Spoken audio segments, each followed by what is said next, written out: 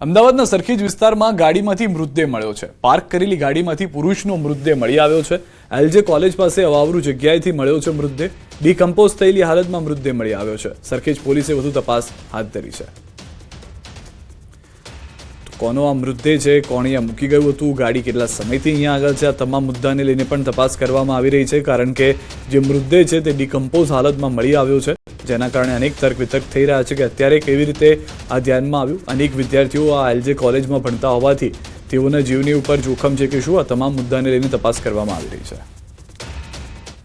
કચ્છના ભચાઉ ગ્રામ્ય વિસ્તારમાં પોલીસની કાયદો અને વ્યવસ્થાની સ્થિતિ સંભાળવાની કામગીરી પર ગંભીર સવાલો ઉઠી રહ્યા છે, જ્યાં 25 થી 30 લોકોના ટોળાએ અડધી રાત્રે ભારે આતંક મચાવ્યો હતો। હથિયાર સાથે આવેલા અસામાજિક તત્વોએ પથ્થરમારા સાથે અનેક ગાડીઓને તોડફોડ કરી હતી। ફાયરિંગ ઘટનાને પણ અંજામ આપ્યો હતો અને આખા વિસ્તારને બાનમાં લીધો હતો। જોકે ઘટનાના સીસીટીવી ફૂટેજ સામે આવતા હાલ પોલીસ દોડતી થઈ ગઈ છે અને તપાસનો ધમધમાટ શરૂ કર્યો છે। વિગતે વાત કરીએ તો આ અસામાજિક તત્વોના આતંકની ઘટના કચ્છ ભચાઉના રામપર ગામે બની હોવાનો અહેવાલ જોવા મળ્યો છે। અહેવાલો મુજબ રામપરના પૂર્વ સરપંચ સાથેના મનદુખ બાબતે ગત તારીખ 25મી માર્ચને બુધવારે રાત્રે 12 વાગ્યાની આસપાસ 25 થી 30 લોકોનું ટોળું હાથમાં લાકડી, ધોકા, પાઇપ સહિતના જીવલેણ હથિયારો સાથે રામપર ગામે ધસી આવ્યું અને તેઓએ ગામમાં પથ્થરમારો અને તોડફોડ શરૂ કરી। ઘટના દરમિયાન આ શખ્સોએ 3-4 રાઉન્ડ ફાયરિંગ પણ કર્યું હતું।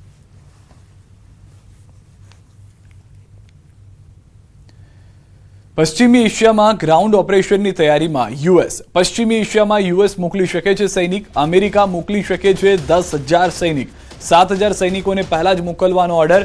ખર્ગ આઇલેન્ડ પાસે તૈનાત કરી શકે છે સૈનિકો। તો હાલમાં જે રીતની પરિસ્થિતિ અમેરિકા અને ઈરાનની જોવા મળી રહી છે, અમેરિકાને ઈરાનની ધમકી, આઈઆરજીસીએ લોકો માટે જાહેર કરી છે ચેતવણી। અમેરિકા પર હુમલો કરવો કર્તવ્ય, આઈઆરજીસીએ આ કહ્યું છે। જ્યાં યુએસની સેના ત્યાં હુમલો કરીશું તેવું પણ ઈરાન તરફથી કહેવામાં આવ્યું છે। તો જે મામલો છે તે હજી પણ શાંત પડવાનું નામ નથી લઈ રહ્યો। એક તરફ અમેરિકા તરફથી ટ્રમ્પ વાત કરી રહ્યા છે કે અમે તમામ રીતે વાતચીતથી ઉકેલ લાવીશું, બીજી તરફ ઈરાન જે છે તે લડી લેવાના મૂડમાં હોય તે પ્રમાણેની પણ પરિસ્થિતિ હાલમાં જોવા મળી રહી છે। તો અમેરિકાને ઈરાનની ધમકી મળી ચૂકી છે। તેઓએ કહ્યું છે કે જો અમેરિકા 10,000 જેટલા સૈનિક મોકલે છે તો પછી તૈયારી અમેરિકાએ રાખવી પડશે। ઈરાન ખર્ગ દ્વીપ પર સુરક્ષા વધારી દેવામાં આવી છે। ખાર્ગ દ્વીપની ચારે તરફ પાથરી છે સુરંગો। અમેરિકાને ઈરાનની ધમકી, ખાર્ગ દ્વીપ પર હુમલો કર્યો તો છોડીશું નહીં। ઈરાન પર સૈનિક ઉતર્યા તો જડબાતોડ જવાબ આપીશું તેવું ઈરાન તરફથી કહેવામાં આવ્યું છે। તો ઈરાનની જે જમીન છે ત્યાં સુધી હજી કોઈ પણ અમેરિકી સૈનિક ઉતર્યા નથી, પરંતુ અમેરિકા તરફથી કહેવામાં આવી રહ્યું છે કે હવે ઈરાનની ધરતી પર સૈનિકોને ઉતારી અને ત્યારબાદ ઈરાનની જે જમીન છે તેના પર કબજો મેળવવાની શરૂઆત કરવામાં આવશે, જેના વળતર જવાબ ઈરાન તરફથી આપવામાં આવ્યો છે। આ તરફ તેલ અને ગેસ પર પેટ્રોલિયમ મંત્રાલયનું નિવેદન। એલએનજી અને એલપીજીની સપ્લાય સંપૂર્ણપણે સુરક્ષિત છે। એલપીજી ઉત્પાદનમાં 40% વધારો કરાયો છે। અનેક દેશોમાં ભાવ વધ્યા, ભારતમાં સ્થિરતા। આગામી 2 મહિના માટે ક્રૂડ ઓઇલનો સ્ટોક છે।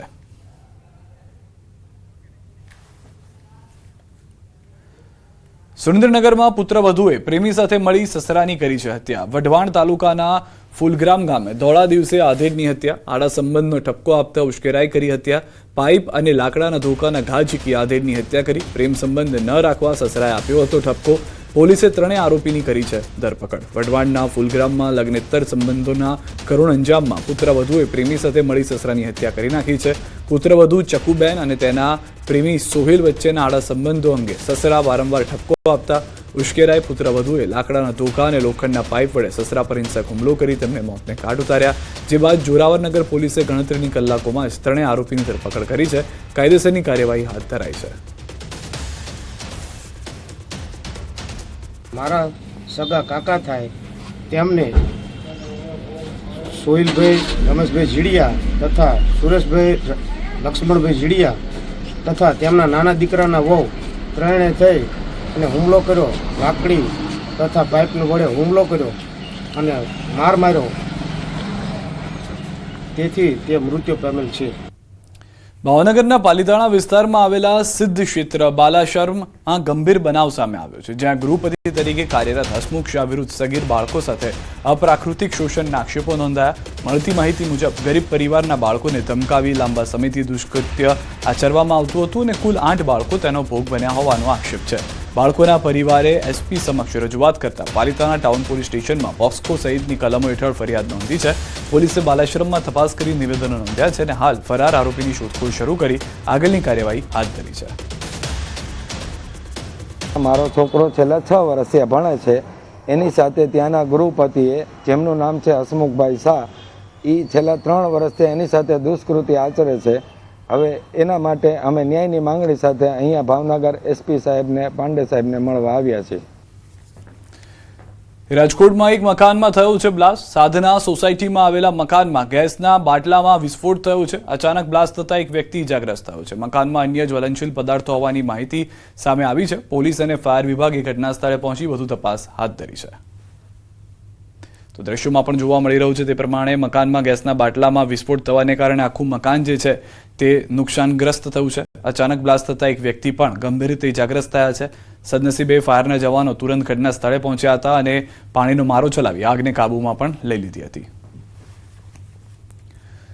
સુરતમાં ડુમ્મસ રોડ પર ફાર્મમાં આગ લાગી હતી. મહેક ફાર્મના પંડાલના વેસ્ટેજમાં ભીષણ આગ લાગી. ધુમાડાના ગોટે ગોટા દૂર દૂર સુધી દેખાયા. ફાયર વિભાગની ટીમે પાણીનો મારો ચલાવી આગ પર કાબુ મેળવ્યો. 1 કલાકની ભારે જહેમત બાદ આગ પર કાબુ મેળવ્યો. આગની ઘટનામાં મોટા નુકસાનીની આશંકા છે. અરવલ્લીથી પણ સમાચાર. ભિલોડાના વેજપુર જંગલમાં આગનો બનાવ છે. જંગલમાં આગ લગાવનાર શખ્સ ઝડપાઈ ગયો છે. પોલીસે બાબુ પાંડોરની કરી છે અટકાયત. વન વિભાગ દ્વારા જંગલની સુરક્ષાને લઈને મહત્વની કામગીરી.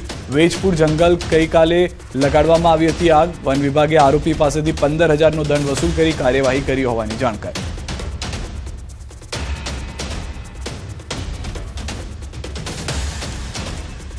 આણંદની સરદાર પટેલ યુનિવર્સિટીમાં એબીવીપી અને નર્સિંગના વિદ્યાર્થીઓનું વિરોધ પ્રદર્શન. એક જ વિષયમાં નાપાસ કરતા વિદ્યાર્થીઓમાં ભારે રોષ જોવા મળ્યો.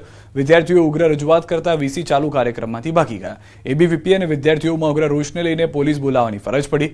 સમસ્યાના નિરાકરણ માટે વીસીએ 1 અઠવાડિયાનો સમય માંગ્યો. અઠવાડિયામાં નિરાકરણ લાવવાનું આશ્વાસન આપ્યું.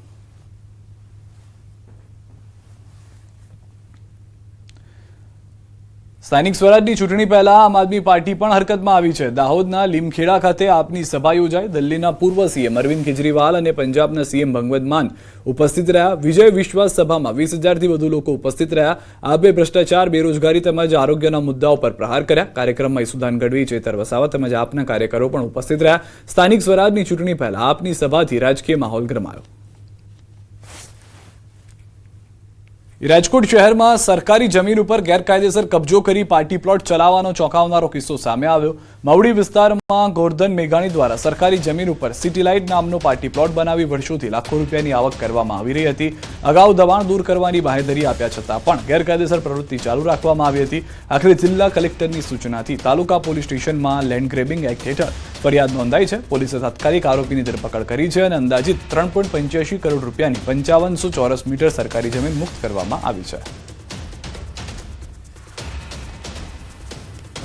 જમીન જે ગોરધનભાઈ ઉકાભાઈ મેઘાણી દ્વારા સિટી લાઇટ પાર્ટી પ્લોટ બનાવી અને તેના આગળ તેણે ફોલ્ડિંગ દિવાલ બનાવી, ઇલેક્ટ્રિક રૂમ બનાવી, મોટર પાણીનો ટાંકો બનાવી તેમજ પાર્કિંગ એરિયા બનાવી ગેરકાયદેસર કબજો કરે. આધારે રાજકોટ તાલુકા પોલીસ સ્ટેશનમાં મામલતદાર શ્રી દક્ષિણ વિભાગ નાઓ દ્વારા ફરિયાદ આપતા તે આરોપી વિરુદ્ધ ગુનો દાખલ કરી અમદાવાદ